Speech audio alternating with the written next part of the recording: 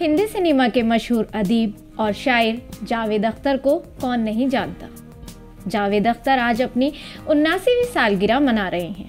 Javed Akhtar Sholay, don, Sita और गीता, त्रिशूल जैसी बॉलीवुड की सुपरहिट फिल्मों के मुसन्निफ हैं। जावेद अख्तर 17 जनवरी 1945 को ग्वालियर में मशहूर शायर जानिसार अख्तर के यहाँ पैदा हुए और उनकी वालदा सफ़िया अख्तर एक ग्लोकारा और मुसन्निफा थी। जावेद अख्तर बहुत छोटी उम्र में अपनी वालदा से महरूम हो गए। अपने शानदार करियर में जावेद अख्तर ने अब तक कई गाने और फिल्में लिखी हैं।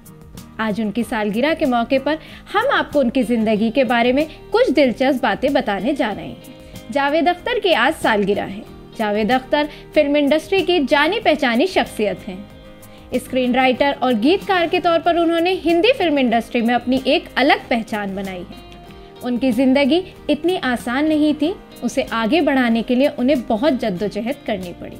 19 साल की उम्र में सिर्फ 27 रुपये लेकर मुंबई सेंट्रल रेलवे स्टेशन पर उतरे थे।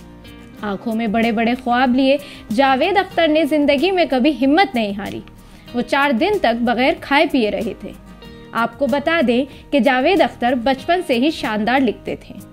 एक इंटरव्यू के दौरान उन्होंने बताया था कि स्कूल के ज़माने में लोग उनसे मोहब्बत के खतूत लिखवाया करते थे।